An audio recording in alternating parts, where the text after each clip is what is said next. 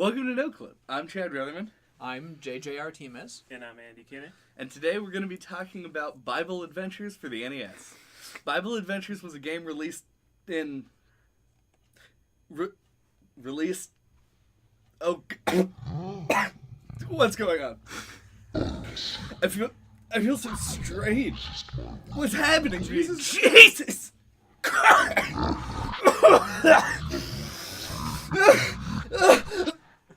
Oh God! What's going on? What are you talking about? I feel fine. You were doing the intro, but you just passed out and your eyes went white. Shut up. I'm fine. Just, let's do that again. Welcome to NOCLIP. I'm Chad Rutherman. I'm JJ Artemis. And I'm Andy Kinney. Today we're talking about Doom.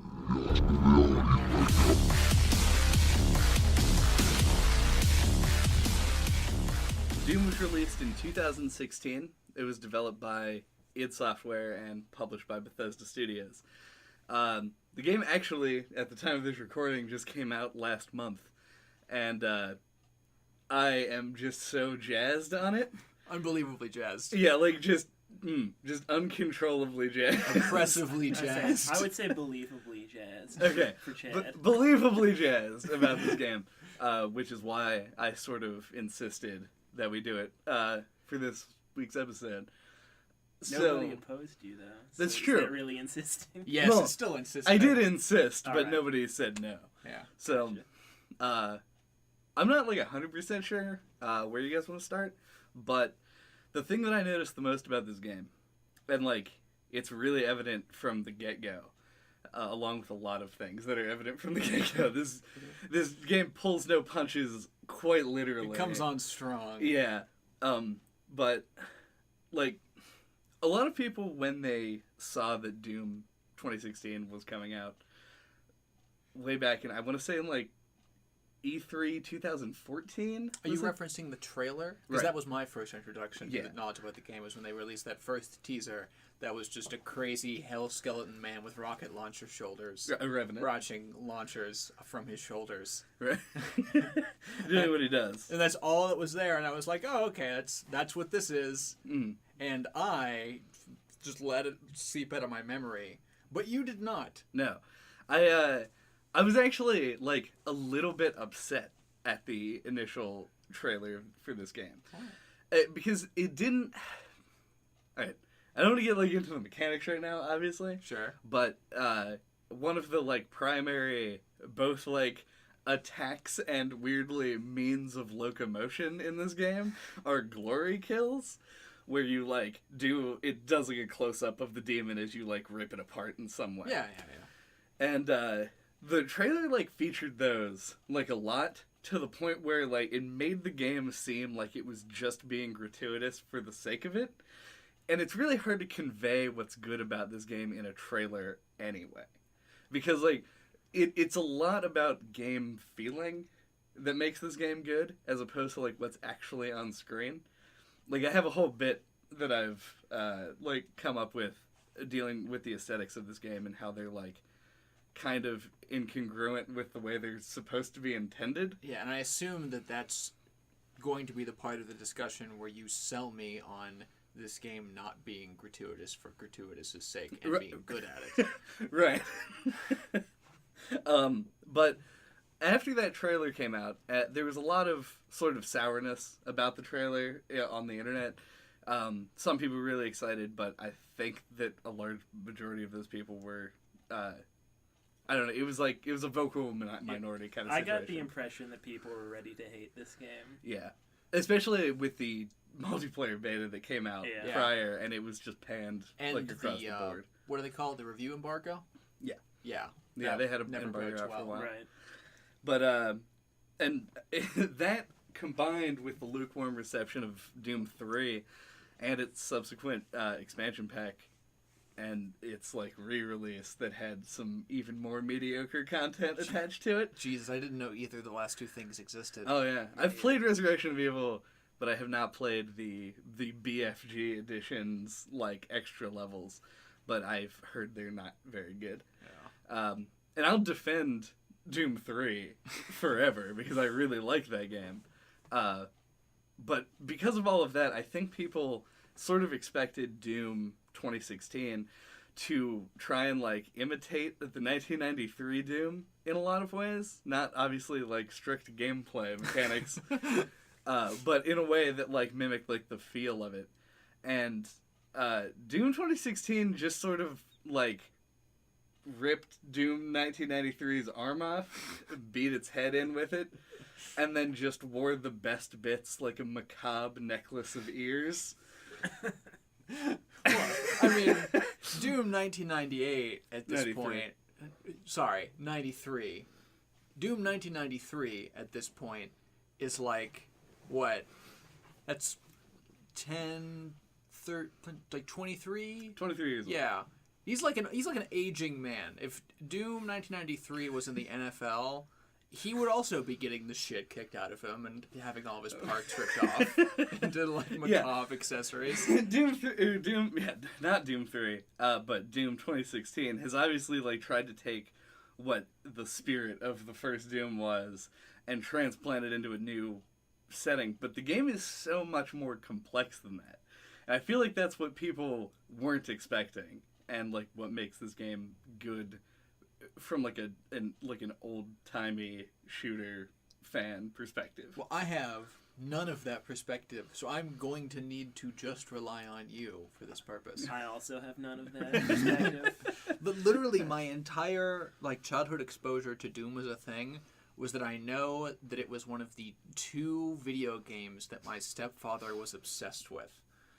This is very much a stepfather video game, so... Well, not this one. But Doom was very much a stepfather video game. This is not video your game. stepfather's Doom. And on that rousing first note, what do you think the most striking... What do you think was the most striking thing about Doom? The striking. The part where people are hit in the face multiple times over and over again in gory chunks that are just the like spines that come out of half-exploded fat people and they sort of just hang around until they burn up into really I call it hell ashes. dust. I don't know. Which I actually find that I imagine that's got to be a memory thing. Like they only do that because they can't just have corpses littering the field. This is like in 1993's Doom, they just became like a corpse sprite on the floor, and so that was something they did away with. God, you can tell. I bet that was in an early design as like a hopeful thing that this game would be able to do. Like leave the corpses around. Leave all the gore everywhere you're at, no matter where you're going. Make it all persistent. And that became impossible fast. Because there's so many enemies. Good dream, though. Yeah. Quality dream. But yeah, it was... The thing that I found striking about the game is mostly that I don't have a lot of perspective with games like this. Even things like as recent as like Hotline Miami style engagement. And like it was just a huge culture shock for me, essentially. Like it's I can tell that it's good at what it's trying to do, but my understanding of so many of the things that it's referencing is such surface level that I feel like the only competent opinion that I can give is the opinion of someone who knows none of this. I can tell you what I thought about Doom as I learned about it, and like the weird, ridiculous scaling that I entered. But a lot of the time I'm worried that I'll come back to points where I'll be like, why was this here? Why is the final boss like a giant brain mech? And I'm like, I bet that exists in the original Doom, right? There's a giant brain mech? I don't know if it's in the original Doom. If it was in Final Doom. But that was the original... I think it was the final boss of the second... episode of Doom 2. Sure. Regardless, it's a reference, right? It's a thing that existed in one of the older PC Doom games. Wait, but it's not a reference, though. That's the thing. Like, when you see... When Dark Souls 3 has a Silver Knight, you don't go, that's a reference to Dark Souls 1. Okay, point. You go, that's an enemy in this game series that I expected to see here because of its lineage. Sure. Then in that case, that point is equally valid to what I'm talking about here, which is there's no way that I could have expected that. Right? Which I am kind of jealous of. Because that's the kind of, like, obtuse, like, craziness that, like, the Doom games 23 years ago brought to the table. Where you're just like, what in the hell is going on? What in this specific hell is happening? Yeah. And your answers that you get are either vague, absent, or in the form of text that you won't read because you're the Doom guy, and why would you do that? I read a little bit of the text. I feel like I want to give Andy a chance to respond here, but I do have some things on that. I guess I'm in the same boat as JJ, Mm-hmm. but even more so, because I'm not a shooter fan. I guess the thing I found most striking about the game is that I liked it. Yeah.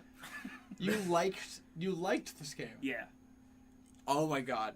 We're gonna make you play so many games where you murder people and things and creatures. It's just so much death in your future. Okay. See, I think that the reason that Andy liked it, though, is not... this ties in to what I wanted to say before. Good. Is Out that with it. I'm doing it. Out with it, man. Like, you wonder, like, why why the Spider Mastermind is the final boss of the game. Spider Mastermind. This is Spider Mastermind, or like the Cyber Demon, or any of those like completely ridiculous constructs, cacodemons and such, are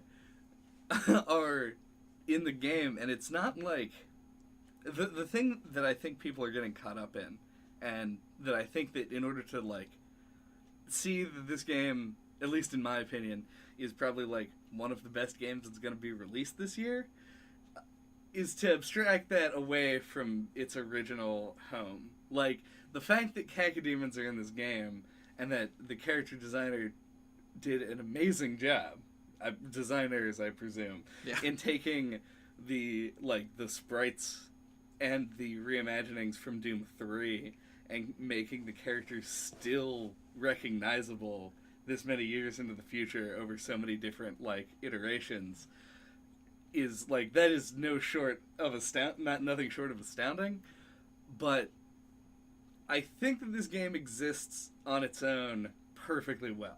Like, without any baggage from the 93 games. It's not a game that's good because of how much like Doom it is. It's a game that's just really fucking good. That just has design sensibilities lifted from the early 90s and the early 2000s and mashed together before, like, what became mainstream shooters in, like, the 360 PS3 era happened. Which, I mean, I don't want to shit on those games because some of them are quite good, but, like, this game does want to shit on them. It wants to rip their heart out and shove it down their throat. I think I would agree with all those statements. I would agree with the statements insofar as I believe that if this game was sentient, it would want to rip all things out of all people and shove them down all throats. 100% on board with that statement. Yeah, and just this game, from what I know, seems just like a return to form of the way that first person shooters started out. Yeah, which, especially like, PC right, and shooters. they don't make them that way anymore. So this game is catering to that audience. What is that way? Me specifically. Is that way not cover based, no regenerating health, just quicker. Yeah, I don't. The only weapon that reloads is the super shotgun. Yeah. It's the games that I like have the most like affinity for, that always try and hark back to the olden days, are the Serious Sam games, specifically Second Encounter to the GameCube Serious Sam and Serious Sam 3. There was a Serious Sam on the GameCube? Yeah, it was originally called Word to Your Mothership, but they fortunately dropped that asinine subtitle. That's such a 90s, like... I know, the GameCube had like 04. Yeah, I would say the GameCube is from the early 2000s, yeah. But that's such a 90s title. Yeah. But, like, Doom surpasses Serious Sam in almost every design way. Serious Sam obviously has its ties into Duke Nukem 3D, because it's Serious Sam, they basically, he's just an updated Duke. He's a Croatian Duke Nukem. No, serious Sam's nationality. Well, he's American in the games, but the developer is a Croatian developer. Oh, okay. Unlike 3D Realms, who are an American developer. Yeah, JJ. Either way. What do Croatians look like? The thing that I was trying to get to is that the game just takes lots of things that are fun and puts them into a box that doesn't need to explain itself. Why am I shooting these things? They're demons from hell. Why do they look weird? They're fucking demons from hell. Right. Why do I need to kill them all? Demons from hell! Stop asking questions. Here's your shotgun. Here's a chain gun. Go to town. I think this is one of the things that you're getting at here that was a big takeaway for me, and I think is part of the reason why I liked it. I think I've stumbled upon the kind of shooters I like, which are ones that are like unapologetically video gamey. Like, I don't want to play a shooter that puts me in like a realistic situation, like a military-based thing, where it's like there's a reason to be killing other soldiers, etc., etc., etc. Like, I want a game where it just like fucking demons rip their heads off and shoot the crap out of them. And it's lots of fun to do. Yeah. It's a game that revels in the fact that it doesn't require an explanation. Like, you seem perturbed by this. Like, was it the violence? No. I'm sorry. There's just a lot, okay? There's just a lot happening in the Doom sphere. The Doom sphere, presumably, was a cut level from this game. It just, the game, because it was just so, like, just straight up, like, video gamey. Like, you hit things with a chainsaw, they explode into ammo. You know, like... Yeah, they're actual, like, ammo pickups. God damn it, they left the armor sprite to be, like, a literal shield or suit of, like, a piece of chainmail. You're on Mars, in the distant future, taking orders from a robot and fighting flying beholders. Yeah, and I would say, and because of those, like, design decisions, at least for me, that just made the game way more fun. It made the game more fun. You have to mutually admit, though, that there was a miscommunication somewhere with the story team, right? I feel like the story team, like, produced a story without id knowing about it. And they just, like, put it in the game. Like, they got voice actors, and they... It seems like the kind of thing where, like, the producers or something, someone was like, there's gotta be a story in the game. And they were like... Fine. But they could have done so many ridiculous things, even within the confines of what they did. Imagine if they like the message that the mechanics send to the player was reinforced in all of the like corporate obligatory cutscenes that would have to be in the game. Imagine if you walk into 9-foot tall robot But there are no man's... cutscenes in this game. Except for enemy introduction cutscenes. Oh no, there are. I mean, There's a it's all couple of, like, consistent, but there's forced multiple times where you can't dialogue move or look different directions. There are a couple of times. Yeah. Most of the time you can... I remember because I was replaying the game again today. Because I really like this game. And there's a whole scene where you're in Samuel Hayden's office and he's like, take all the supplies you need. Yeah. And then he goes on and he starts talking. Mm-hmm. I don't know what he was talking about. The whole time I was just like running in circles around his desk and double jumping into the ceiling. Mm-hmm. And I was like, I feel like there should be an achievement for this. Like, just not paying attention to any plot significant detail. The game does, like, make you roleplay Doom Guy in that way. Because Yeah. I did the same thing. Like, anytime I was forced into a room, I would do this, like, laps around it and jump everywhere. Like, I feel like Doom Guy would be like, come on! That's not what I thought you were referencing, though. Let's 'Cause go shoot shit. there are times the game literally just forces you to be the guy who doesn't care. Like the entire early plot point where you're just blowing the fuck out of those machines that no one wants you to blow up. Right. Just because it's slightly more convenient for you to smash them in Right. than do anything careful or... Yeah, they make a very, like, tongue-in-cheek, like, joke where the narrator, Samuel Hayden, is like, you need to individually remove the filters carefully to shut down the portal. And, like, your guy's, like, looking at it, and, like, he just kind of, like, slaps the side, and, like, your camera's shifting around, and he's just like, just shatters it, which is great. Right. That is what I wish they had kept as a consistent attitude through the entirety of the game, and I think is a way that they could have still done still had the game have some semblance of a story, with it still being like a positive, enjoyable addition to the game. Like, imagine if you go into Samuel Hayden's office at the scene you were talking about, and instead of the game forcing you to put your gun down, you just had shoot the fuck out of him? Yeah, you just had the active player option of sit there and do what you were already going to do and progress with the game, or just destroy him. Right. At that point. Think of how, like, that reinforces all of the themes that they're going for.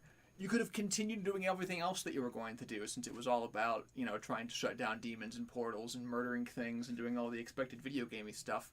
Right. The only difference is that it would have knocked out their possibility to have a stupid, to be continued ending with a robot sword guy. Yeah, that was pretty dumb. Yeah. I have no qualms about saying that was pretty trash. My theory on that, while that sounds cool, I feel like, who's the director of this game? Or, like, who was in charge of this game? Is it anybody notable? I really should have looked this up, because Doom 3 was John Carmack, but John Romero didn't make a return. John Romero's always been, like, the gameplay-focused guy, yeah, and John Carmack wanted to do, like, atmospheric stuff. I'm not... We're gonna look it up now.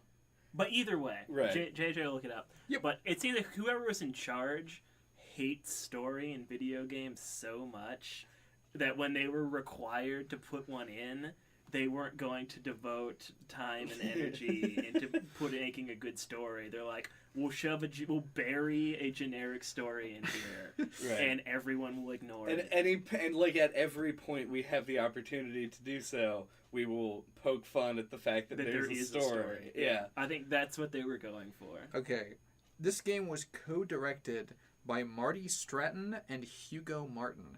I have no idea who the second guy is because he doesn't have a Wikipedia link, although I could keep Googling in the future. That's fine. But Marty Stratton is a guy who took over at id in 2006 and has only worked on Quake Live, Rage. If you definitely don't remember Rage, but you remember Rage. I do remember Rage. Yeah. I played it for a little while. He worked on Rage and this game and Quake Live, and that is it. That makes a lot of sense because Quake Live, which is just the browser version of Quake, right? I wouldn't know. I'm pretty sure that Quake Live was just the, like, what was their free-to-play, like, browser Quake game, that their idea was to, like, respond to games as a whole by being like, do you remember, hey 30-somethings, do you remember when you used to play Quake at work when your boss wasn't around? Like... Here is Quake in a browser, so you can do it again, and this time you can just Alt-Tab out of it. That's, yeah. But yeah, so that's just like a fast-paced arena shooter. Yeah. This is a fast-paced arena shooter. And Rage was a poorly received, open-world, fast-paced arena shooter. Yeah. So yeah. Yeah, I'm just gonna go out on a limb and say that both of those guys hate story in video games. Yeah, I don't even remember what like the intended story of Rage is, but it's called Rage. Like, wait, I don't know what you expect from that. I don't even remember why people disliked Rage, because just like the Doom trailer, it was one of those just pieces of media that just went in one ear and out the other because I wasn't the intended market for it. Right. I don't know. I don't know really anything about the game that much. Maybe we'll look it up on the break. We could, if we want to continue talking about Rage in the second half. We'll probably forget about it. Yeah. But I think that in response, like the thing that I want to say about this, the like aesthetic quality of this game, that I feel like is probably one of the things that people who are not in the intended audience probably put them off a little bit, is with the prevalence of things like glory kills plus like, context sensitive damage, so you can like blow a dude's head off or like shoot half his body off or whatever is involved in that, in your slaughter. The like gore, even though the game is framed in like a modern, like a graphical sense, the game is almost cartoonish in the way that it handles it. And by almost, I mean obtusely cartoonish. And I said almost by mistake. I'm willing to disagree on this point because this was one of the few takeaways that I had about the aesthetics coming from the perspective of someone who had no familiarity with these things before. Mhm. My line for cartoonish was as soon as you get to hell. Like, I thought all the things that you're exposed to pre-hell On Mars. yeah, are like a completely reasonable thing to be sort of shown in like a modern shooter setting with like all the like horror elements in it. Because if I remember right, you have like the giant beef guys who just smash things with their fists, the regular sort of demonic looking imps, and like the laser guys who are just dedicated laser people. Yeah, the only enemies that you have, and this is, I think that the early parts of this game are probably the weakest parts. Starting with the Foundry, which is the level, it's like a huge cube level where you just jump around and you have to destroy 4 gore nests. Mm-hmm. I don't know if you recall the level, where I think the game really sort of takes off. Because for the first, like, 3 levels of this game, your only enemies are the Possessed, Imps, Hell Knights, and Hellraisers. And they're just sort of like close-range guys, projectile guys, go to town.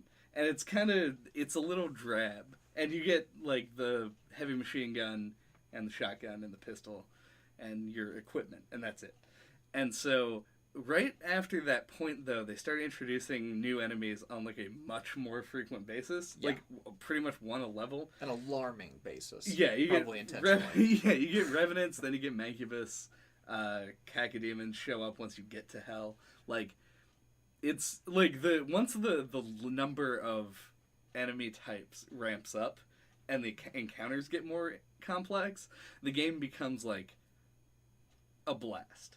Because literally, yeah, it has good pacing in that way. Like at the beginning, it lets you get a little bit comfortable, right? And then it like just totally throws you a curveball. It continues to throw you curveballs.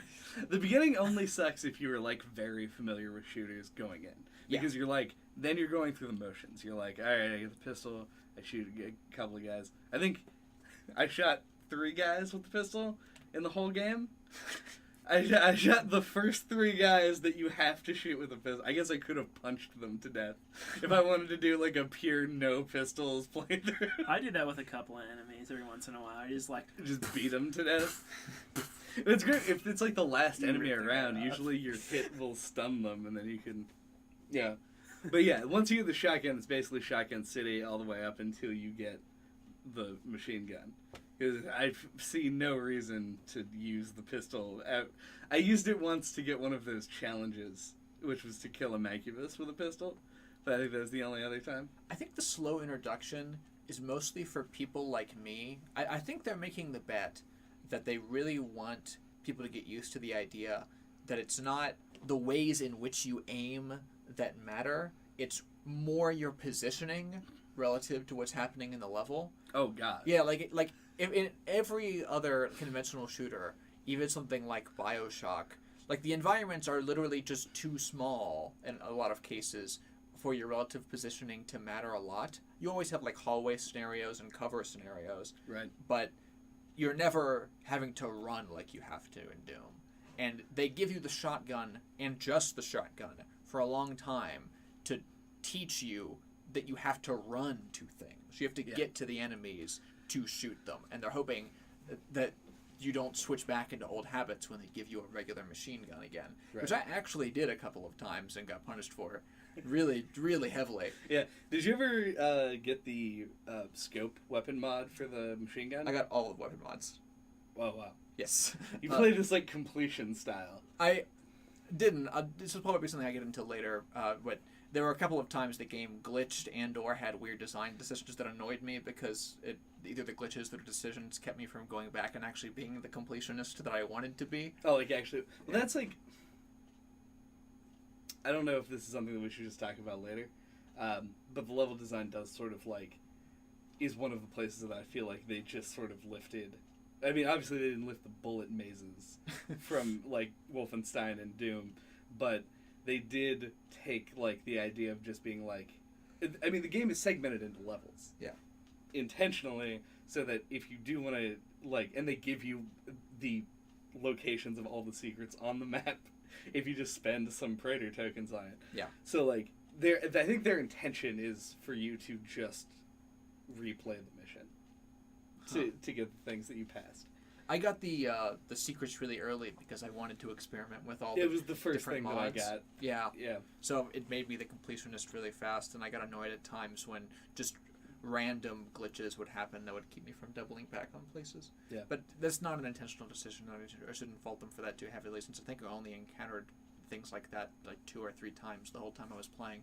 More than your average game, but not enough that I thought it was really damaging. And it's really not what the game itself is really asking of you. What the game's asking of you is death and wanton destruction at all times. Right. Yeah. Yeah, that's... You mentioned, like, the movement and how, like, the game wants you to run toward things. Yeah. Almost every... With the exception of, like, Hell Knights, I think exclusively, I think are the only enemies in the game that don't have a ranged attack. And even they can do, like, a flying 70-foot leap and just smash your brains out if they choose to. And you still have to run in that circumstance. You're just running away. Right. Yeah. You still no option for sit tight and have a defensive position. Well, see, the optimal strategy, I think, to, like, take anything down in this game, like anything that takes more than a couple of shots, tends to just be, like, the Windex method. Like, you want to go in circles. Like, just always be rotating around everyone. That circle strafing that was... Oh, not circles around the area, circles around the enemy? The enemy. Oh, because that I keeps... did that a lot. Yeah. You picked up on... For somebody who's never played shooters before... Yeah.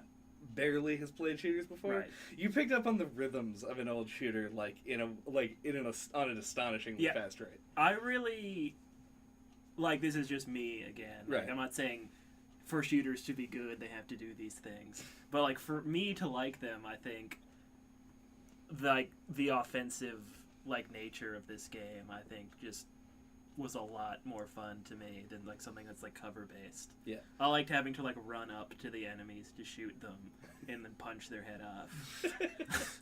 Yeah, that's like it just feels a lot more involved. Yeah, you have to like keep everything in mind at once, and the reason for that, and the reason that I like this game so goddamn much, among other things, but I like this like rhythm of shooter, is because the enemies in this game, and I should have looked this up but I didn't. I don't think any of your weapons are hit scan weapons, and I don't think that any of the enemies' weapons are hit scan weapons, meaning that for every time that you or an enemy shoots, there's an opportunity to just get out of the way of it. Whether it's like a slow-moving fireball, rockets, a huge Hell Knight flying through the sky, like the green orbs that the Barons throw. Like, everything is something that you can dodge, and everything needs to be led, and like, you can't just point your gun at an enemy and shoot them until they die. You have to always be on the move, dodging their projectiles, keeping an eye on other things and dodging their projectiles, and making sure that your bullets are going to land, or that you just put enough lead downrange that they're going to die regardless.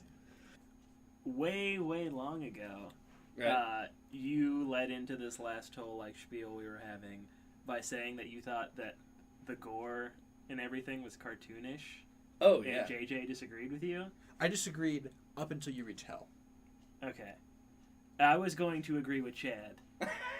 I just wanted to like make that point because I thought that was an interesting discussion that we just kind of skipped past. When I was playing it, I like noticed the gore, but I was never like, oh my god, the gore. Like, you know, like it just like, I don't know, I just never felt like this game was like too over the top or like excessive in what it was doing. I can understand making the argument of like the game is itself so over the top that it desensitizes you to anything that's going on and you no longer register it as a kind of violence presented. True. But what could even be more over the top than this? Maybe if you replaced like the demons with like kindergartners. I don't think that's what people mean by over the top. You just go full postal. Yeah, they don't. It's over the top of like a legal bar. Like, I think that is that constitutes obscenity in 2016. Maybe this is me just not understanding what phrases mean and their origins or things. But I was already always under the impression. I don't know, for some reason, like the fact that they are like horrible, monstrous demons.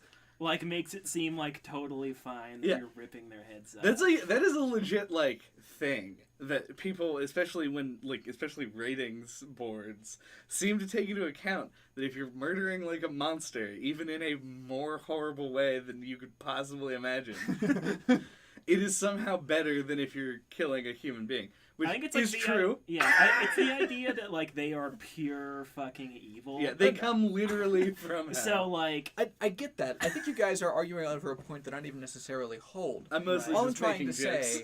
Yes, you are, Jed. Jed. We're just, is that when you say something's over the top, like, I don't think this game would be more over the top if all the enemies you faced were just like regular people with guns. I think clearly what it means when you say something is over the top is that you're not fighting soldiers, you're fighting fucking demons from outer space.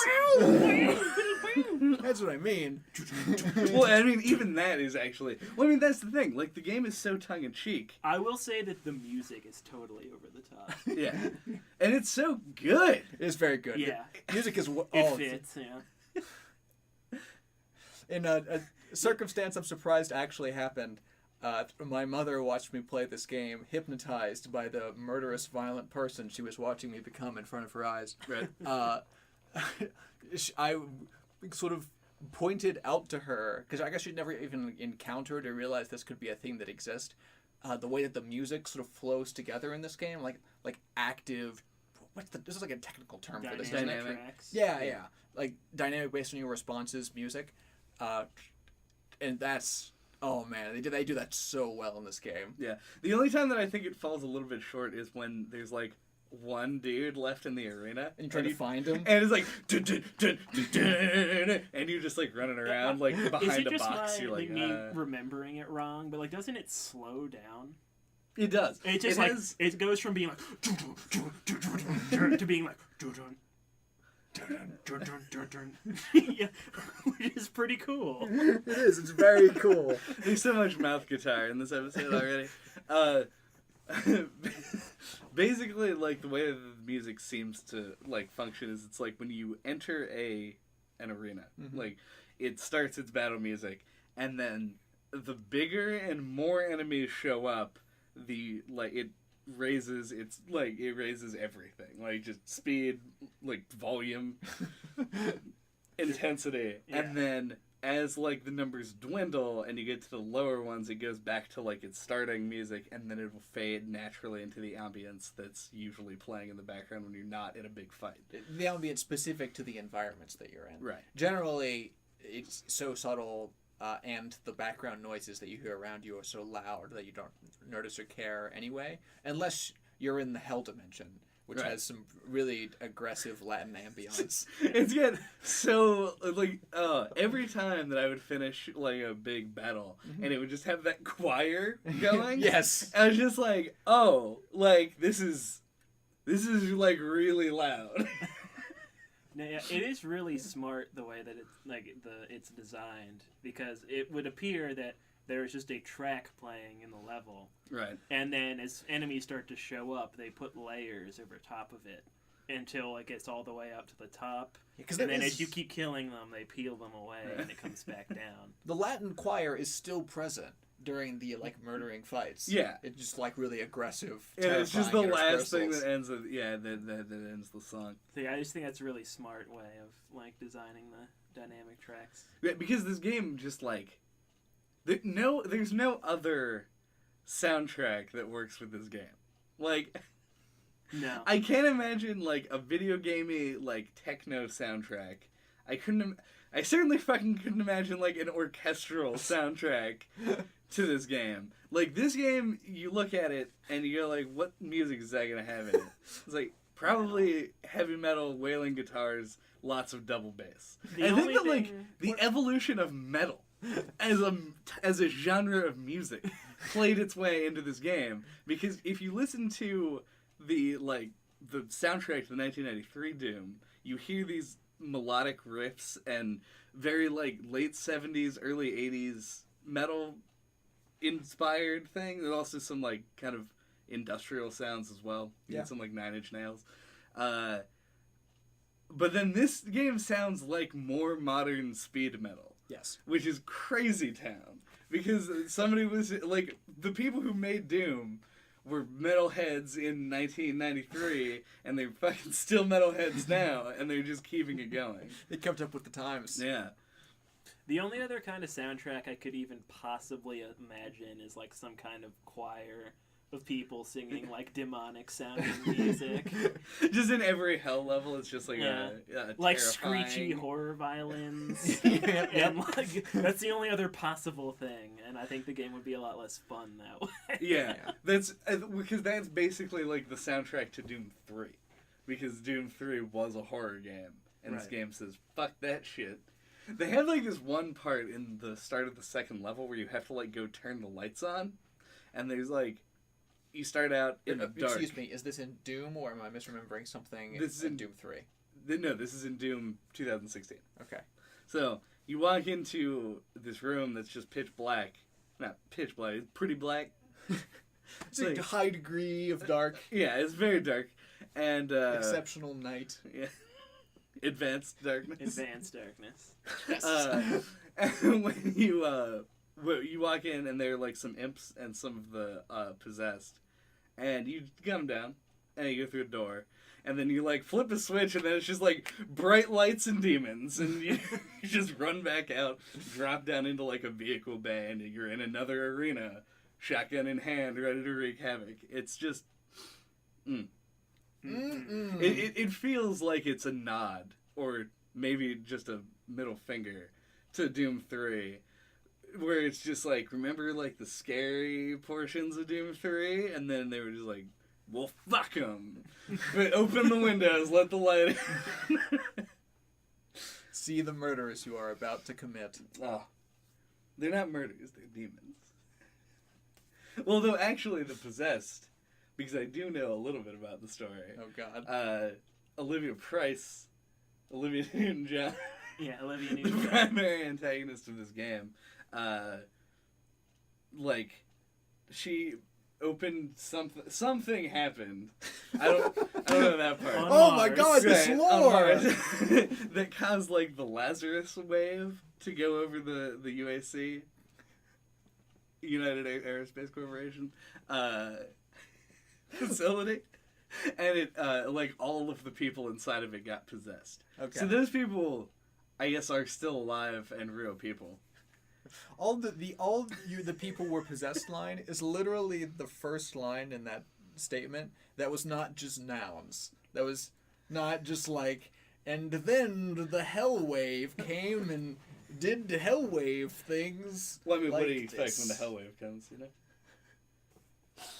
Oh, Christ. Do you want to take a break? Yeah. Yeah. Man, is this the first time anyone who isn't you has called a break? Yes. Damn. You want to take a break? Yeah. Good thing you thought of that, Chad. Thank you. Fuck. Wants to know if you want a bite of his pizza. That was like the whole bit that I had written. Hey, you really went for it.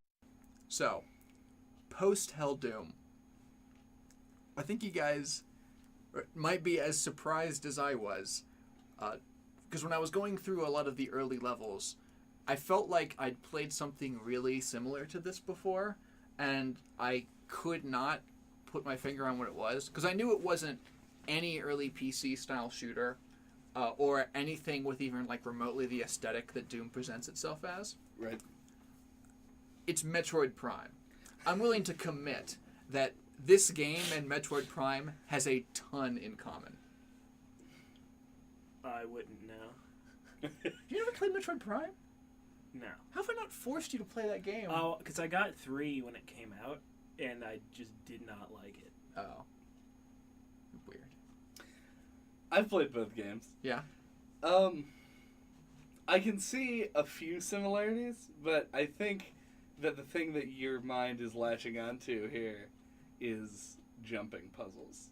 Oh, there's more than jumping puzzles, my friend. I mean, I'm gonna let you do your whole spiel, obviously. I have a lot to say about, like, how this game plays mechanically and how it's different than I think it tells people it is. But I want to know how it's like Metroid Prime. Okay. Your ability to, like, win combat scenarios has less to do with how specifically well that you can aim, as the shotguns normally, as a general rule, Right. sort of they make a lot of the aiming mostly irrelevant. And they instead what matters is where you are relative to the positions of the enemies. Sure. You're constantly moving. You're almost constantly circle strafing if you have the option to do that in some capacity. Mm-hmm. You are fighting horrible alien-like creatures in monstrous environments that explode into chunks when you destroy them. All of your environments end up, by virtue of their existence, being sort of arena designed whenever you're in areas that are combat oriented. But you always have the consistent ability to explore for power-ups completely as much as you do or don't want to. The maps are pretty much like of exactly the same style. I've heard to the detriment of other people, but not to me, who was like, oh man, this is just the map from Metroid Prime, and I was completely familiar with, like, using 3D spatial maps. Oh, you're talking about, like, the literal map screen. Yeah, the map you looked at twice probably ever. When I've played what constitutes about 2.5 playthroughs of this game, and I used the map on my later playthroughs because I was cleaning up secrets and stuff. So I did use it a lot. And yes, my experience with Metroid Prime probably helped my ability to read such a map. Yeah. It also has a 2D version, but when you're looking for secrets, it's like a huge detriment to use the 2D version versus the 3D. Because if you use the 2D version, it doesn't show height because that is the nature of 2 dimension. Wait, I didn't even know there was a 2D map. It's not. If you press the button, it just, like, flattens the map. Like, it flips it so that you're looking at it like From it was straight drawn above? on paper. Yeah, like a topographical. Well, not even a topographical map. Weird that they commit a button specifically for that. I guess it makes some sense. Yeah, I think it's just if you want to be like, what general direction should I be going in? It's like that one, yeah. But, I mean, I feel like in Doom you're not checking the map to progress. The only time you're checking the map is to find secrets. Completely agree. Yeah, like, I think the game does, like, a super good job in its design, in its level design, its enemy placement, to, like, draw your attention to critical paths. You can't forget the color green. The color green is very important to this game. Yeah, the color green shows you, like, what you can jump to and what doors are unlocked, and because of that, like, the doors have, like, a very bright, like, green light source coming from them. But, like, even in the Lazarus Labs level, there's a point where you, like, go through a vent and drop into this arena, and then you go through an arena, and then you go through a door. And after you go through the door, you're presented with, like, a dead end, but then an imp jumps down on top of you. And so you kill the imp, and then you're like, that imp came from up there, and you jump to the thing, and you continue along the critical path. And it's like, it's an area that's really close to a place where there's a secret. So that area is just like a microcosm of everything where the game is like, go do the critical path, and we're going to show you how to do it. But if you want to find the secrets, you can stop here, check your map, figure out what's going on.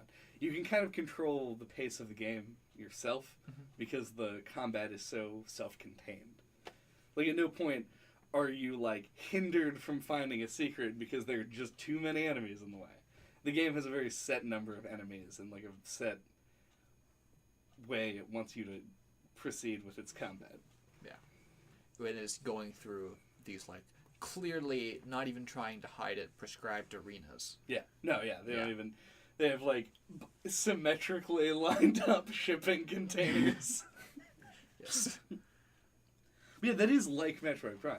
Because, like, my preferred Metroid games are the, like, 2D Metroid games that are more platform heavy. And in those games, when you, like, leave an area and re-enter, all of the enemies respawn. Yeah. And Doom can't do that because it's trying to be a contiguous world. And Metroid Prime doesn't do that because... Contiguous world? Is that really the right? Like, the level. Like, it's one level, and the level has X number of enemies. and once you deplete that number, there's 0 enemies Right. left. The whole thing is about getting rid of all the enemies. There's a meter constantly present that shows how many enemies you have gotten rid of. Right. That's not to 100%, though. I know, It's but close. Yeah. you can feel satisfied at the end. You're Yeah. like, I killed the people. But that's like that's the same in Metroid Prime, where it's like each area I'm pretty sure you have to go through like a load. It's been a long time since I played Metroid Prime. Yeah. But you have to go through like a loading screen before things respawn, right? That's a really specific piece Like of a knowledge about this weird mechanical question. game. The game doesn't have strict loading screens. It just has the room buffers and elevators. Right. There's no like literal like bottom screen animation thing loading time that I can remember. But yeah, you have to be very far away before things actually respawn. It's sort of hybrids in that way. But most of the time when you're going through one contiguous zone, unless you trigger something different, the enemies stay dead. Yeah. It just once I got in the mindset, particularly later when you get to the hell levels and they start to use the color green a whole lot less frequently as a signal of you can go here. Right. Which is, I assume, an intentional choice on their part just to sort of confuse you. When I started treating it like Metroid Prime, I actually found myself, it was a lot easier for me to like remember 3D spaces and get through everything that was sort of happening around me. Yeah, it's just like I think the first level in Hell, I want to say The hell dimension. Yeah, the first Hell Dimension level, I think is the first one that does this. I think it's the one I'm hoping it's the one that I'm thinking of. Yeah. Has like an arena that gets reused twice. Like you enter the arena, then you get the yellow skull, and then you go through like a separate pathway, and then you warp back to the start of the level and go through the arena again with a different key. And I think that kind of thing is like, at that point the game wants you to remember the level instead of just like figuring out how to progress. And even though that first hell level did keep the arena structure, I thought it sort of mixed up the design in another interesting sort of like putting the player on the back foot way. In that first section of hell, at the very least, there weren't a whole lot of like prescribed rooms. Like there are rough areas. It's like caves. Yeah, but you can like jump over the top of things and get into other things. It's like you're on this whole sort of mountainous region with no clearly defined boundary between areas, and there are lots of different ways you can go through the different zones. And that's so different than the like planned, constructed hallways that you've been going through for a lot of the non-arena portions of the other levels. Right, on Mars. Yeah. God, I cannot in my mind just picture that as Mars. Like it's just one. It's for some reason that is the one fact about this game that is so out there that I just don't even accept it. Like that you're on Mars. Yes, that you're on Mars. Well, I mean, it's like it's been. I think they want it to have been terraformed, but there's no like plant life or anything. There's also no Martians, right? Well, there are no Martians on real Mars either. Liar. There were lots of people on Mars, but then they turned into demons because they were possessed by demons. Do we get like an explicit year that this game takes place in? Probably not. I don't know. Because we could be seeing like the genesis of Martians in this game. Oh, like you're saying it takes place in like the distant past. Yeah. It takes place on Earth instead of Earth. It's like 3 E's. What a twist. I'm not 100% sure. I know that like the overarching like theme of the game is that it's kind of like, and I can't believe we keep referencing this game. I don't know how it keeps happening. It's kind of like BioShock Infinite, where the implication is that you are the Doom Slayer in like hell terms, and Doom Guy in real human being terms. Because that's a human. That's what you would call a person. Doom Guy. He's Doom Guy. That has canonically been his name since 1993.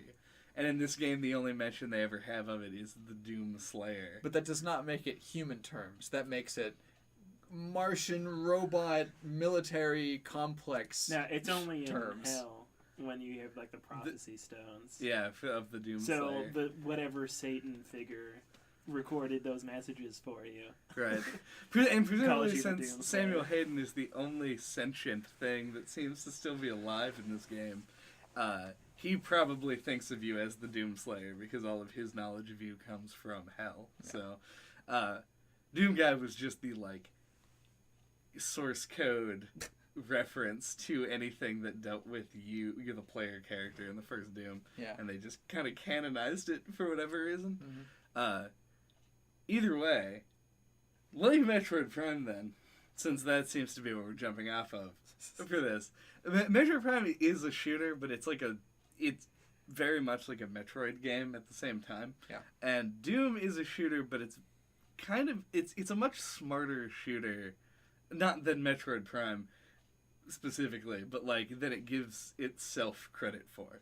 Because the game wants you to be all rip and tear, but in reality, the game, like, it funnels you into, like, specific actions that fit your playstyle the best. Of what type? I think that the way that this game is designed, especially in the early stages, it wants to teach you that, like...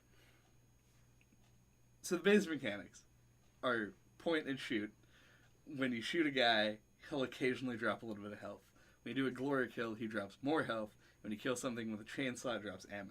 So, the combat loop that this game emphasizes is the idea of, like, you want to be moving toward danger at all times. Mm-hmm. You just start off running, you sprint toward a thing, and if it deals damage to you, big fucking deal, because you're just going to rip its head off and, like, drain its blue health pickups and regain all of that lost health so that you can proceed to the next thing. And I think that works really well with this style of game because it prevents you from being stuck in situations that a lot of shooters with this same sensibility of design and this pedigree tend to fall into, where you'll end up in a situation where you have too little health because the game doesn't use regenerating health, and there are no health pickups, and you end up, like, cowering behind a box, not knowing what to do. Mm-hmm. Where this game just says, like, if you find yourself in that kind of a situation, just throw yourself at the next thing that you see, and then just rip its head off, and get health for it, and then just keep going. And, of course, the chainsaw is there to emphasize the same thing, but also refill your ammo. Yeah, stopping is always death in Doom. Right. It's just a bad idea to not be on the offensive. But the game does allow you to play in a way that makes aiming actually matter, if you choose to, especially near the end, and sometimes it can actually be beneficial. Yeah. One of the cool things this game does is and it's a thing that's been in the Doom series since '93, monster infighting. So monsters will hurt each other with their regular attacks, but then additionally, like, factions of monsters exist. I was always unclear on this. I took advantage of it on a couple of different circumstances, but I never understood what triggered it or, like, why only these ones. Yeah, it's like revenants, which are the jetpack rocket guys, Yeah. are, like, allied with basically the more humanoid looking things. So, like, you're possessed, you're unwilling, hellraisers, things like that. Yeah. And tend to be against, like, the more demonic looking things like cacodemons and mancubus. Hell Knights seem to just be on a one-way ticket to your face town. And so they just, like, they will still, like, just crush an imp underfoot if they happen to run by them. Mm-hmm. But they don't have, like, a beef with demons, it seems. They just want to fucking tear your head They're off. honorable because they're the Hell Knights. Yeah, the Hell Knights. They have a code of conduct. I don't know if I've ever been in a situation where I've seen a Baron of Hell, like, attack another thing. But, I mean, I'm not sure. But basically, like, that kind of a thing will happen. And you can take advantage of that with weapons like the Gauss Cannon, or even, like, the pistol charge shot, or the scoped version of the heavy machine gun. Because you can kind of stand back, let them do their thing, and, like, help out the weaker one by putting a few shots into the big guy, or like just cleaning up at the end. And it's like you can use the game's systems in a way to like. I've played through the game twice, and like I feel like there are combos of runes that you can use to make the game play in a different manner. Oh yeah, of course. I think there's, and I think that's also emphasized further by a lot of the choices that you get. There's a lot of sort of weird, redundant systems in this game, and like you have your runes, and you have your armor upgrades, and 4 different armor upgrade trees with 3 different layers in each of those 4 trees, and you've got 2 different possible upgrade paths for all of your guns, with 3 layers in each gun, and well, that's not each gun, but 2 to 3 layers in each gun, and an ultimate of that you have to unlock, and you have to unlock the ultimates of the runes. Like, there's just so many systems that all accomplish like different ways of trying to just make you good. Yeah, just do a different play style. They could have easily synced all of this into sort of just like one consistent leveling tree of some kind, but they just didn't want to for whatever reason. But I'm not even necessarily making a statement one way or the other about whether that's good or bad. All I'm saying is that there's enough variety and enough different points that you get that you spend on things that give you special abilities that I fully believe with this game until the end game, when you just have everything if you explore, has builds. Right. I think the runes especially, because you can't just use all of them. Yeah, you have to pick 3. Yeah. And all the other ones, eventually, you'll probably get the ability to just use all of them. Yeah. I'm not 100% sure. I know it's true, at least of the Argent Energy spheres. Uh-huh. But I think that it's, like, exactly the same amount. Like, it's 100% bar, where it's like, if you get every single secret, then you will have every upgrade. That's correct. Yeah. So, yeah, like, theoretically you could do that in one run, but, like, I mean, I am terrible at finding those secrets. Like, the first armor upgrade that I got was the one that, like, pulses the radar when you're near a secret. Mm-hmm. And it was just, like, I think I found, like, maybe 4 because of that. The thing is, after I got it, mostly redundant. It generally, with only a couple of exceptions, you're, like, on top of the secret when it pings. Right. Not literally, like, the object that you pick up, like the doll or something, because that would be silly. But, example, one of the secret will ping when you're in a bathroom, I think it was. And if you look straight up from, like, where you're standing in the bathroom when it starts pinging, right above your head is just a little corridor thing. Like a vent. Yeah. I might be confusing that and another actual, like, progress you had to do, but there was some circumstance where there was an vent either right above you or right below you, and you had to be on that thing for it to ping at all. And that's what I used sort of a test. Well, I mean, that's like the audio cue. Yeah. Because it does, like, it becomes like a gray and then a green, yellow, red as you get closer to it. And it also vibrates your controller at different rates. No, I didn't use a controller, so. Oh, yeah. Man, do they have vibrating mice? Probably. That would be not comfortable. A sex toy? Everything that vibrates is a sex toy. Fair enough. Stop discriminating. Everything that vibrates could be a sex toy. Right. The PlayStation 4 controller is not a sex toy. Like, it could be used as such. I don't know. I think we're getting into interesting sort of like definitional discussions. We are here. getting into an interesting definitional discussion of first-person shooters and how this game proves, I think, completely,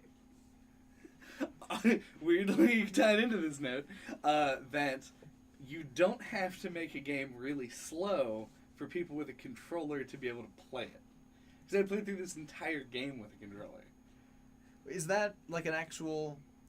Is that something that people believe? That you can only create fast shooters with a keyboard and mouse input device? I know that.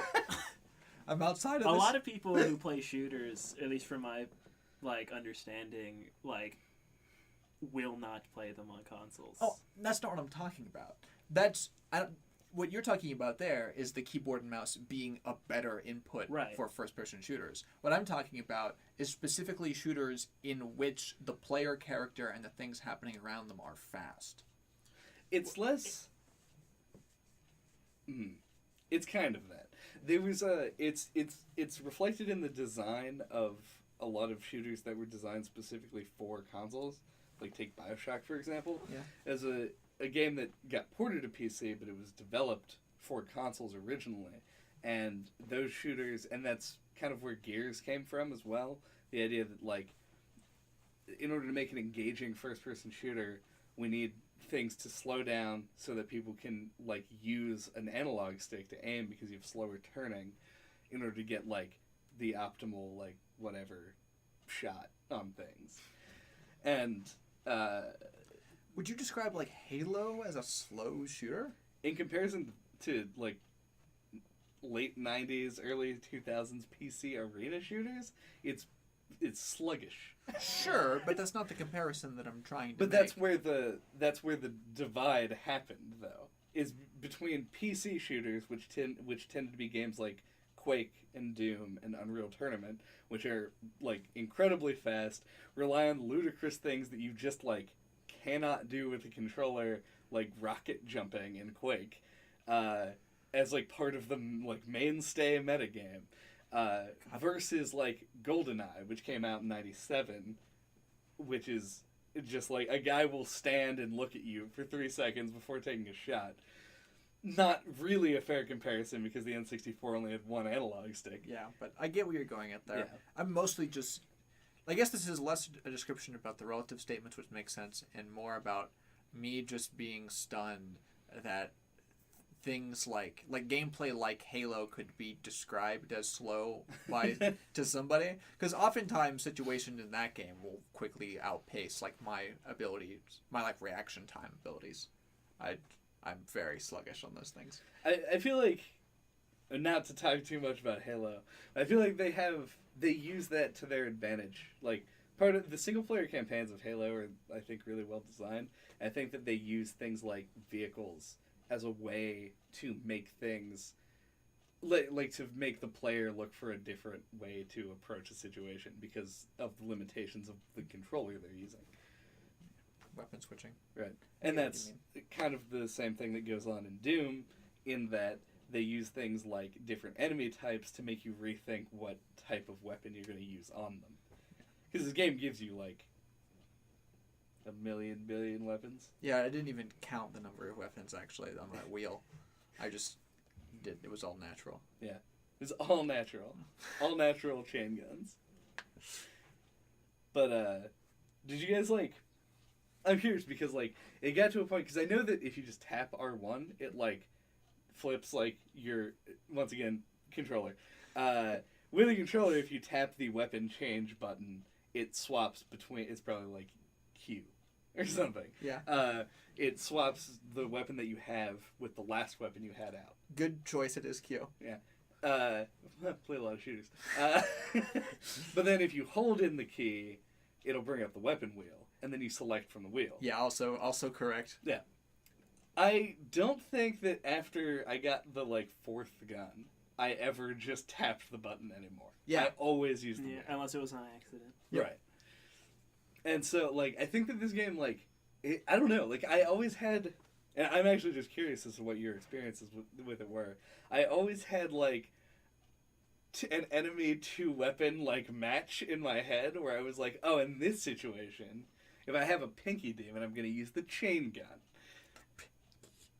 Oh, the pinky demon are the horned demons. I don't even have That are pink. that are pink and run on two legs and charge you. I went through this whole thing in my mind earlier since you've used so many of the nouns to describe stuff in Doom before. Like, the thought process step by step was, these names are so stupid and so non-descriptive. They're just references to the old names that they had in Doom when it was even more okay for them to just be stupid and non-descriptive. But it doesn't matter in this game at all. None of the lore in this game matters or probably would even exist if they could have gotten it past development. They don't care what the names of the demons are, even slightly. I think they do care about that kind of stuff. I think But only, like, retroactively. maybe, I mean, the way that I see it is they talk a lot about how it was, like, inevitable that the first-person shooter genre got its start in Western games. Because in the West, we tend to fetishize things like weapons. Yeah. And like this game is like such a good example of that. Like, for like warts and all, like the good and bad things about the first-person shooter genre are pretty much all present in this game, barring like just like murder for no reason. Yeah. Because they're demons. But like, I think that the game wants you to know the names of the weapons and the names of the enemies because they want to share like kind of like a nudge sort of like tongue-in-cheek jokey attitude with the player. Because what's portrayed on screen is a guy in like a freaking Gordon Freeman hazardous environment suit shooting demons with guns in a way that portrays itself as being like dead serious from like a pulled back perspective. But then the game wants you to be like, those are cacodemons. They have a dumb name and look just like beholders. Yeah. And I do think you're stuck in a rock or a hard place here, or at least the game is stuck between a rock and a hard place here. Because I think either the game should just not want you to care about the demons beyond their, like, really well done, like, modeling as the way that the game uses the models of the demons to display what they're supposed to do. right. Or, if they want you to care, they should give things names that aren't fucking cacodemon. They give me no information at all about the thing. I could ask 1,000 people who have never played Doom before what they think a cacodemon is describing beyond a demon, and I bet I would never get anything approaching a beholder from D&D. Right. There's just so many of the nouns that you I think spout it just off.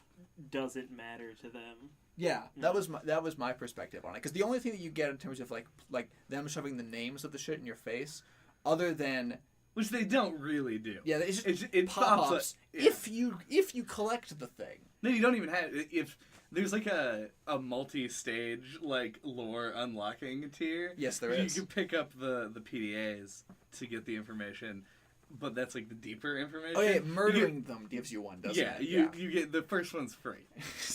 The first hit of cacodemon. Yeah, I kept calling them beholder demons, Yeah. which I actually think is a cool name, and they should have just called them that. And But they don't. descriptive. They don't want them to have cool names. True, Though. true. Like I don't even Doom was a shareware title originally, and so didn't have the luxury of things like manuals. Like if you wanted to know something about Doom, you had to like make the effort to actually look it up. And so I feel like these names are like this is one of those things that I would concede is like clearly just a thing to appeal to people who play the other games. But then like the menagerie of demons of like the Doom series is a standing thing that has gone through every iteration of the games. And so it's not like they could just come out with Doom 2016 and be like, we drop no more cacodemons, no cyber demon fight. Come on, series do that all the time based on iterations and design constraints. If you move to like a new game, if you move to a new sequel in like a series of a game, and a type of enemy that served a very specific function in the last game doesn't particularly fit in the new game, then it gets dropped. Right, but I mean, this obviously is a game where everything just fits. And that's honestly kind of astonishing, right? Oh, yeah. Does this game even have any unique enemies? Hellraisers are new. The Possessed are new, but they were just The zombies. Possessed aren't anything. Right. Yeah. And the Possessed soldiers, like the gunmen, are just basically a swap, like one-for-one replacement with the sergeants in Doom 1. And the, like, unwilling are just like the zombies in Doom 3. Regardless, I just think it's... I think Hellraisers are new.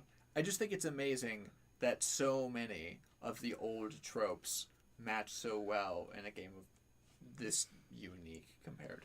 Well, this is the thing where it's like, this is where they did want the game to be a rehash of Doom.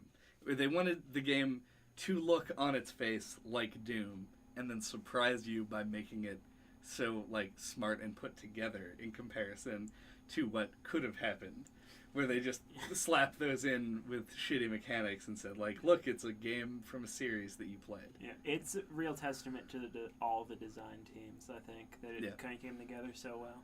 Yeah. And also, I feel like the names are probably what the nicknames the developers gave the demons when they were designing them, and then they just kept them. Yeah, that seems likely. Like a lot, like you could have probably found these by just opening up like a .txt file that came with the install. Yeah, of just Doom. like Doom Guy. Yeah. They called him Doom Guy, Because and then of, that caught on. And it's like I feel like that's the way it is with like all of the demons too. By way of a fun fact in this vein, the BFG 9000, everyone's favorite demon destroying laser gun. Yeah. I looked this up because I somehow was just unaware of it. Has never gone under any sort of pretense. It has always just, in the context of the game, been the big fucking gun 9000. But I guess in the movie with The Rock, I forgot that existed. they tried to hand wave it by calling it the Bioforce gun. Oh, fuck that. That's the worst. I don't want to hear The Rock say the Bioforce No, gun. you want to hear The Rock say, give me that big fucking gun. 9000. That's like the nerdy guy who hands him the gun says 9,000. 9,000.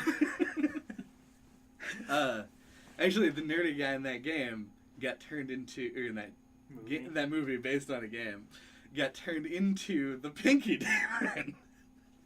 Because he was Pinky. Don't quote me facts about the Doom movie. Yeah. It just makes you seem desperate, Chad. It just makes me seem like I've seen the Doom movie, which is probably worse than being desperate. It has The Rock in it. Yeah.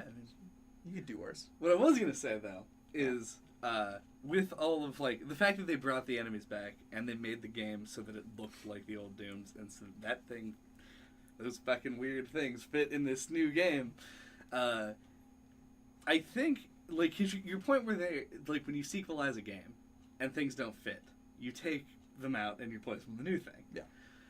But, like, I think that this game had a statement to make when it came out, and so that wasn't going to happen. They rebooted Tomb Raider recently. Yeah. I don't know that much about Tomb Raider, and they probably all actually do star Lara Croft.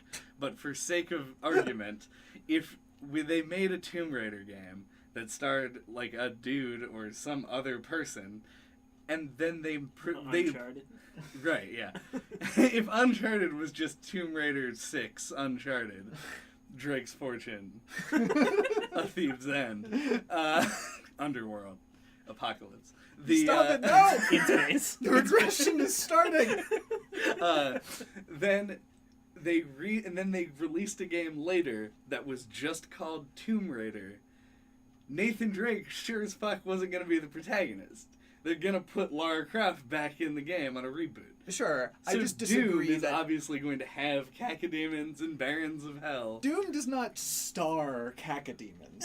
When I look at the cover of Doom, On some level, it kind of does. If you were to Google search to Doom, because you probably get the first image is probably Like the logo. pixelated gun Right. pointed at a cacodemon. But even if that's the case in the culture, none of the marketing material that they set out early was like, cacodemons.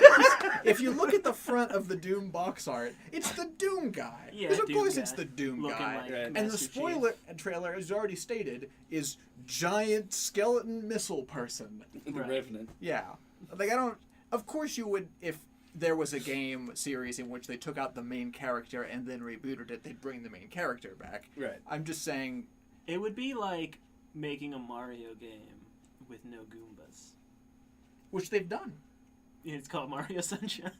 Catch us next time. Thanks for listening. Also, Super Mario World had Galoombas. That was actually what I was thinking of. I did not know Super Mario Sunshine didn't have Goombas. By my count, it had no Goombas. Come back I'm in 2 weeks. Yeah, we will. The first thing we will discuss is how many Goombas are in Super Mario Sunshine. Either way, you're right. Doom does not star the cacodemon, but in a first-person shooter, the player character doesn't mean a whole lot. So the enemies are kind of the stars. I They're what agree you're looking at. 1,000,000%. Like, I actually despise. I disagree fervently, actually. Okay. Yeah. I really hate the cover art for the new game because it is just like Master it's Chief. Master Chief. Yep, I'm on the same page. Oh man, did they make him just look like Master Chief for no reason? No, that applies to that point too. But I mean, Master Chief is the star of Halo. That's true, but I mean that's a game that has like a continuous plot line that Doom does not have, and like you could argue that like Duke Nukem stars Duke Nukem, And Serious Sam stars Serious Sam. His name's actually Serious Sam, right? Serious Sam. Okay, just making He sure. is not fucking around, Sam. Just checking. He's not fucking around, Frank. That's a different game.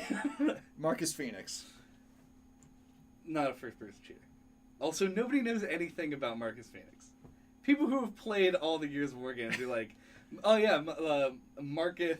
There's like a whole plot line when you go back to his house. Yeah, fucking who cares about that when you have a chainsaw bayonet? I say, yeah, I'm pretty sure no one who plays Doom gives one fuck about Doom Guy. Or they hold him up as an icon that is just like an ironic, like he is the face in the bottom of the screen. Yeah. In Doom. And in the context of this Doom, he should be, abstracting away from all the story nonsense, he should be just a force of nature. Right. That's just all that he is. He's just a being that exists to murder these demons. I And think that's it. I think that an amazing example of him just being a force of nature that only exists to murder demons is this game over screen that Andy got that I never saw. That is the greatest thing that's ever happened in Of video all games. time, Yeah. Basically, whenever you die, the camera just like stays firmly planted where your head should be. Yeah. And so like you'll have things where like, you know, like you get blown apart, but your head is floating there and you see like the bottom half of your body drop to its knees and fall over. Yeah. Or like your actual head roll in front. And he fell into a pit of lava. And as like you were seeing like his hands descending into the lava, he just like gave up on the whole like, oh no, and just like gave a thumbs up. And then like slowly sunk into the Yeah, lava. it was just like, Oh my god, this is a Terminator 2 reference. Right, but that's hilarious. It is hilarious. And Yes. it like perfectly shows it's just like Doom Guy isn't a because yeah, he doesn't exist. Doom Guy doesn't give a thumbs up as he's falling in if he Doom was like Guy a space marine. is the silent protagonist. Yeah. It's Yeah. like he is a total blank slate, and it's just you. Yeah. Yeah. I don't even think It's that not they, even, like like- even want you to impress your values and beliefs upon the Doom Guy. He's not Obviously not. Yeah, he's not like a silent protagonist in the sense that like Link is, where you're just assuming that you are reacting in roughly equivalent ways to the character when you encounter the things that you do. Right. Doom Guy is like the robot that you control from a distance. He's got like plot armor, maybe. Yeah, but Like you don't ever like believe that he's a real character in real danger. No. He has plot armor in the context of Doom, where there Which is is real no armor. plot, and so his plot armor is that you just don't care if he dies Yeah. because you know he's coming back, and I think so does Yeah. Doom Guy. Yeah. Yeah. Yeah, it's like I said, it's unapologetically video gaming. Which Right. gets me to the Off. moment in Doom that made me the most angry, and in this whole thing, which is the very last scene of the game, the worst scene of the game. Yes. It is pretty bad. Where 9-foot tall robot Sam just says, like, after all this time and I've been watching you, I think I understand you now. You think that in order to end this monstrous threat, you have to just kill them all and just remove any possible trace of their existence from the world. No, Sam person, fuck you. That is not what he thinks. The people who like wrote the story of this game honestly think for 1 second that the Doom Guy ever considered a justification for his actions? That's completely ridiculous. The Doom Guy is not like, for the good of mankind, I'm going to rip hundreds of arms off of hundreds of things with arms. No, all he did was just all that he can do, which is create meat chunks. He is Maybe Gibbs. please. maybe the robot Gibbs. doesn't have the capacity to understand Doom Guy and just assumes that he has the justification for what he's doing. What he does understand is Samuel Hayden's understandings are twofold. One, the only way to stop Doom Guy appears to be to put him into a rock and then stick him somewhere on a shelf for a while. And two, that they're going to make a sequel to this video game. Yeah, they were just like, well, what do we write? Those are the two things that I think he gets at the end of the game. Yeah, it was completely shoehorned, and I don't even think they would deny that. If like, at the end of the game, you just, like the Spider Mastermind, you blow it up with the BFG, and then the credits roll. Yeah! Nobody would be upset. They would be like, fuck yeah! As He they got a big shoot- hole in his brain! Yeah, they shoot like a handheld cannon at their television and then ride off on steeds of The fire. credits start rolling, but your gun stays up on the screen. And you shoot the credits. and then they just fall away, and the credits don't even play. Because who gives a fuck? Because it's Doom. The only way they could possibly make that ending scene consistent in Doom 2016 2 is if they do the way too edgy That's what they thing. should call it. It comes out like 2 months from now. It's just comprised of It's new maps. Yeah. When you open the next game in the way too edgy method of Samuel Hayden was just wrong, and instead all Doom Guy does is murder, and he just goes back to Earth. And he just starts on the spree until he gets to Samuel Hayden and kills him too. Right. And then some more. And then like another antagonist shows up. And there's another bullshit cliffhanger. I understand you now. You're just a psychopath. Doom 2, Still wrong. Doom 2 or Doom 2016 2 will probably start with Doom Guy getting unfrozen or whatever, and immediately ripping Samuel Hayden's head off and killing him in the first 5 seconds. I'd actually be pretty into that. Yeah, like he just starts out with like the he'll glory grab kill. that sword that he had and just like jam it down his face. Yeah. And then that's how the game starts. And you just have the sword, and that's the unique selling point. Yeah, that'd be cool. Now he'll carry the sword till he sees a gun, and then he'll throw the sword away. Like there will be like an actual like New York City sanitation office like silver grouch garbage can. And it, like, just completely out of place nowhere, in the throw it corner, in and he there. just tosses the sword in. And it, like, cuts through the And ground. then he picks up the gone gun, and he's forever. like... As a guitar riff plays. Yeah. We did it. We wrote the beginning of Doom 2016, too. Alright. The Doomining. I think we've gone on for a while. So I just want to get some, like, some quick hits in. Some hit clips. Yeah, some Hit clip. Podcast. For, just, like, at the end here. yeah. One, they've announced that there's, like, at the time of this recording, that the only DLC they have planned for this game is multiplayer related. Good.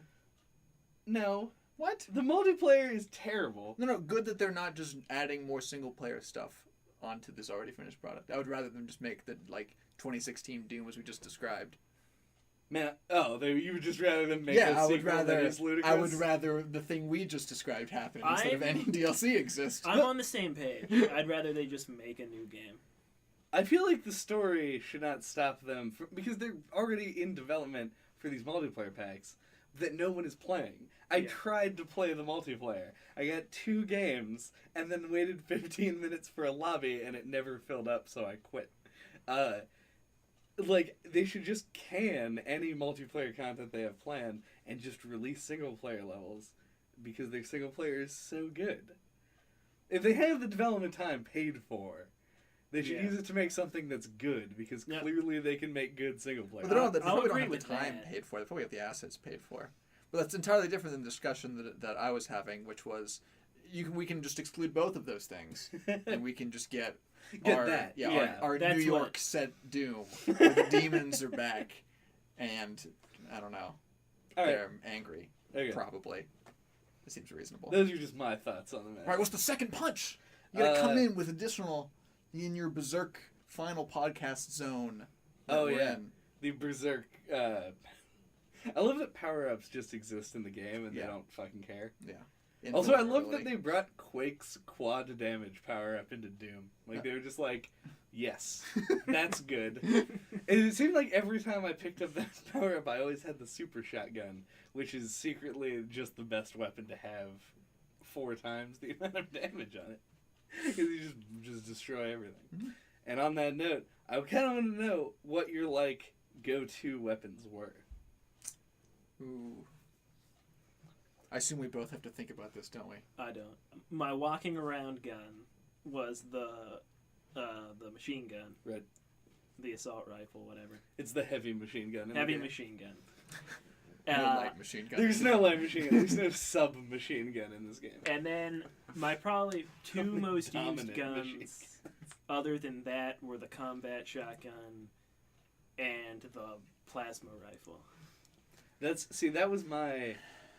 when I was watching you play, I know I already said this to you, but, like, I was really hoping that you would like the plasma rifle, because I hated the plasma rifle, and loved the Gauss cannon, I think disproportionately because it used ammo from my plasma rifle. Right. So I never was like, oh, I should really use that gun I don't like. You just answered so many questions in my mind about shared ammo types.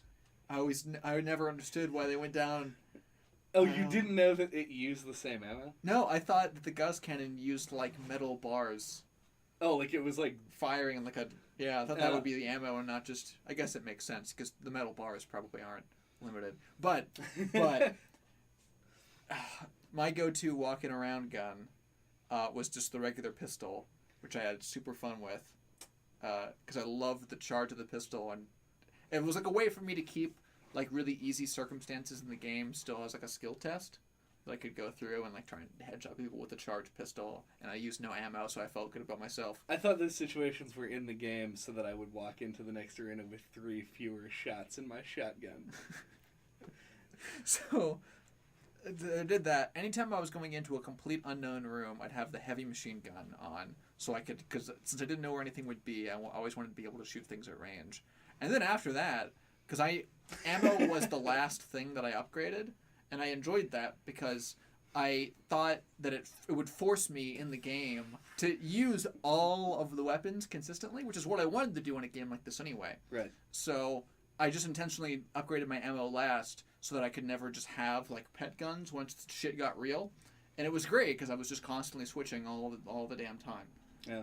I upgraded ammo all the way before I touched anything else, and I think a lot of the reason for that was the chainsaw, because the chainsaw is a really great get out of combat free scenario when you're just especially before you get the BFG, where you're just in a situation where you want to where you're like in trouble, and there's a big dude, and you're like, I don't know what to do about this situation. You just pull out the chainsaw and get a free 1-hit kill and refill your ammo on all your other guns. Mm-hmm. And then switch to whatever you want and, like, kill small guys to get your health back. Yeah, that was my excuse, partially, in fact, to not upgrade ammo at all. Like, there was never a time in the game when I got even close to running out of ammo. I only ran out of ammo with specific weapons, which is why I assume that the ammo power-up exists as a thing that you can do early. It's so that you can have favorites. That's what it gets you. Yeah. I leveled my ammo up all the way, like, fairly quickly along with health. You also found way more of the Argent Energy. True. When I was cleaning up, I kept, like, running into of those boxes that were, like, right on the critical path that I was just, like, happily running by. Like, That's just like how you play games, though. Yeah. It's true. I was gonna say something. You upgraded your ammo early really quick. Yeah, and I still, like, found myself, like, having to switch guns all the time because I was running out of ammo. So... Yeah. I mean, if you use the chainsaw regularly, it's not... See, I as tried to big a use deal. it sparingly, because, like, when I got it, it was like, it's only got 3 charges, so I was like, use this sparingly. Yeah, it's like, the way that you use the chainsaw is the more, like, ammo-efficient way of using the chainsaw, where you use it on, like, a guy who takes 1 bar, and you kill him, and you get all of the ammo that you would get from killing a bigger guy, and use less chainsaw gas. And I did the opposite, where I used my whole chainsaw gauge on 1 guy, and then, like, ran around with guns the rest of the time. But I always found myself with like too good to use syndrome with the chainsaw sometimes, or be like I don't, and the BFG especially.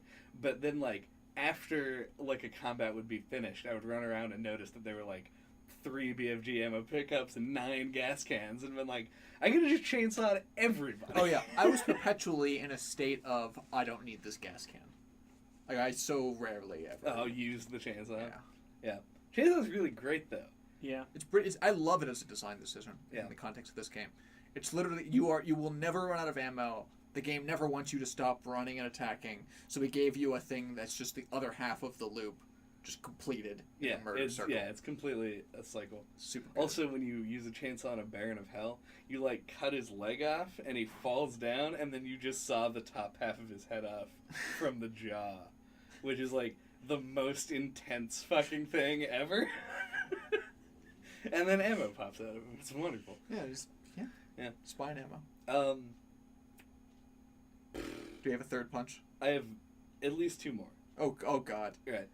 The really quick one, because I already said that the multiplayer was not real good. Yeah. It's kind of like they tried to take Doom's mechanics and put it into a Halo game. Yeah. Albeit I only ever played the deathmatch game because that seemed to be the only one that had any players, which is weird. Yeah. But they have like other objective ones that I can't speak for, but it was just not very good. But the snap map is neat. I don't know what that word means. It's the third option on the main screen of the game. I do not change my sentence. Okay. Basically what it is you have big chunks of levels, and you can just glue them together into a level. And it can be a multiplayer map with custom rules, or like a single player map that's like a challenge to get through. And I played several of the single player challenges, because obviously nobody was online playing random snap maps if they weren't playing the main multiplayer either. And it's really neat to see what you can do. It's kind of like a Tony Hawk like skate park builder. That was a thing that existed in Tony Hawk games? Yeah, it was like the best part of Tony Hawk games, other than You're being really the that best surprised? games. Not that They surprised. made so many Tony Hawk games. It was in Sure. it since I think the second I one. was saying, that had to have been a feature eventually, right? Yeah. The odds were. I guess I never like idealized skateboarders. So I never It's cared doesn't about mean- Tony Hawk. That doesn't even mean slightly. that feature can't be the Tony Hawk game. I never argued that it wouldn't. You also don't have to have idolized skateboarders to play Tony Hawk's Pro Skater. I did to even ever be interested in playing Tony Hawk's Pro Skater once. It's like super fun. Yeah, it's one of my favorite games. I'd open to that. It could be. I'm just saying, you're limiting yourself, JJ. You gotta be more open-minded than that. Well, it's certainly too late now, isn't it? No. And the last game thing that still I wanted to talk exists. about were the classic maps, which you guys also didn't play. So I'm just, I played one room of one. yeah, you found one of them. Yeah. You didn't play the actual level. Yeah. Just if you've played Doom like '93, go fucking play these, because it's so fucking weird that you can jump in these games, and like the levels are clearly not designed for it, and you can like put yourself in a situation where the level doesn't work anymore, which is kind of funny.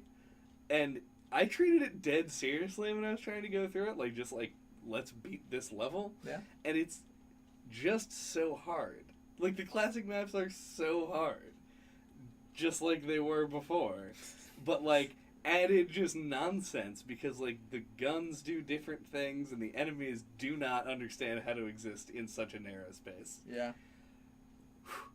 It's really interesting. I'm really glad they're in there, like just as like a game design like artifact. It's like a museum, like a modern art museum in the Doom game. It's like they took the Mona Lisa and then Gave her a shotgun.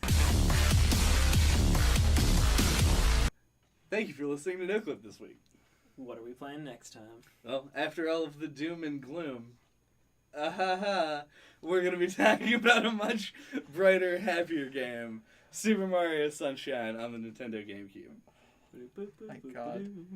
I don't know if I'm gonna be able to play the game. I might need both of those weeks to like physically recover from what you just did with that doom and gloom statement.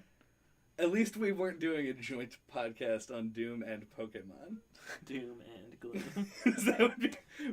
that would be even worse. If you want to get a hold of us, you can do so at noclippodcast@gmail.com, on our website, noclippodcast.com, on Twitter at noclippodcast, and on YouTube, just noclip. And remember, you can listen to this on iTunes if you aren't already. So, JJ, what kind of food is Doom? Doom is a spiny burr chestnut. It's extremely rough. It hurts you. It hurts the things around you. But at the inside, deep down, it understands that it's just supposed to be like a good, delicious thing. It just wants you to have fun. But you gotta really dig past a lot of the sort of rough exterior. Demon presence eliminated. Well, fine, we didn't make even a single joke about, like, acceptable levels of demon presence. Doom. Doom. Doom? Now we're talking about Doom. Doom.